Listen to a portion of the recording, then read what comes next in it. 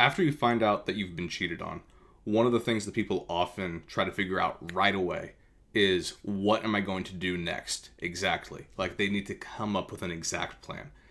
And that, I'm going to submit to you in this video, is something that actually keeps you stuck in pain longer, specifically that need for certainty.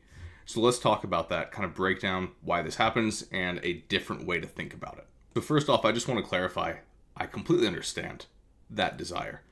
Your mind is probably asking, okay, should I stay? Should I go?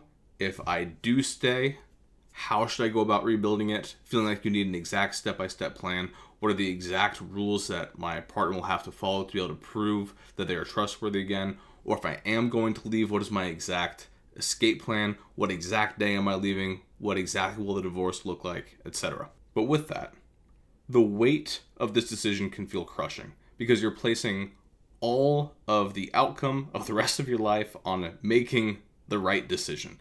And that is fundamentally going to just keep you trapped in more pain, and it's going to prevent you from taking even a single step forward. And so you just get stuck in this paralysis of analysis and indecision. But here's the difficult truth, and I know that you know it. The level of certainty that you're looking for simply doesn't exist after the betrayal. The path forward only becomes clear one step at a time. The clarity that you're seeking comes through taking steps, not through figuring out every single detail ahead of time. Now, are there times when you're going to need to be strategic, think things through, speak to a legal expert in some cases, for example? Yes, absolutely.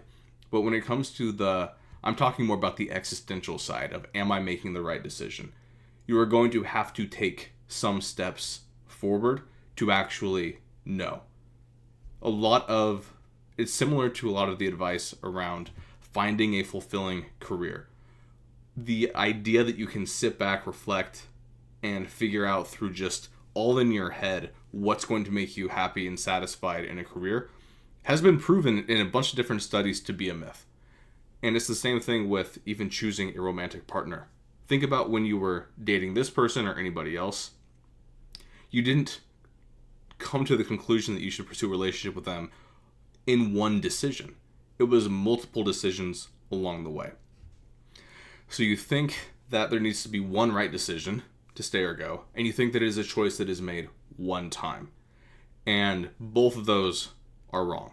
There are a lot of decisions that can be made, and there are a lot of decisions along this path. And that can actually be a huge relief and weight off your shoulders to recognize, I don't have to have everything figured out right now. I just need to figure out, okay, big picture, what do I want in relationships? Have a vision that is guiding you. Have some values, a vision that is guiding you. And then use that to just figure out, okay, what is the next tiny step that I can take? It doesn't have to be figuring everything out right now. Another element that's really interesting is that, again, the certainty that you're looking for doesn't come prior to the decision. It comes afterward. And if you start going down a path and realize, okay, this actually isn't the right one, it comes through having the inner resilience to know that you have the strength to pivot and to adjust. So you can handle the emotions that arise, believing that making one choice today doesn't lock you into that decision forever. Knowing that the fog of uncertainty will gradually lift as you start moving, not when you stand still. You need to have certain beliefs about yourself and your ability to navigate the path instead of just finding the perfect path. So take the small step that feels right. Create temporary structures so you can establish what you need in this moment without making permanent decisions. Like, I need my space for this week is not saying we're separating or we're getting a divorce. Or saying, hey, I need to spend some time with you this week. It's not saying I'm going to fix everything with you. You can create some temporary structures based on what you need right now. Another thing you can do is really take time in whatever way works best for you to reconnect with your own knowing. You have to learn how to trust your gut, your instinct, your intuition, and not put all of the pressure on it either. Know how to trust that inkling of a decision to go one way or the other, but then also trust yourself to validate that through experience and having the courage to, based off a gut instinct or a hunch, start going, knowing that you can always change that, at least somewhat change that later. And notice along the way as you experiment, for example, with more time with them, more time apart, like notice what is bringing you peace. Let peace and other things that you value, joy, love, safety, like do you feel safer with them or without them? Not in a Stockholm syndrome type of way, not in a trauma bonding type of way, but again, this is where connecting to yourself and knowing what it really is like for you to feel these things is so important. And there's honestly a strange freedom that comes when you accept that you don't have to know the entire path forward today.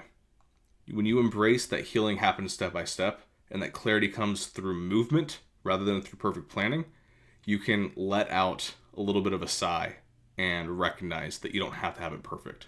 And again, just to clarify, this is not about staying in harmful situations. This isn't about avoiding setting up necessary boundaries. It's about recognizing that healing from this and finding out what you want is a process. It will include multiple steps over time, not one perfect decision. And those multiple steps over time, if you're moving in confidence and you're working on yourself and you're healing internally, it doesn't have to take years. It can just be a couple of weeks or a couple of months where like the core steps toward your new life take place. But you need to recognize that it's not going to be one big perfect thing that solves it all. It's going to be a bunch of little victories. The question isn't what's the perfect solution, but the question is what is my next step toward healing? And that's something you can answer today, even without knowing where it ultimately leads. So feel free, take some time, think about it. If you're really struggling with this, you can book a call with me and we can discuss what this might look like for you. But hopefully this helps. It was a bit of a more scattered video than normally, but I hope that at the very least you capture the kind of the energy or the direction of what I'm trying to get across.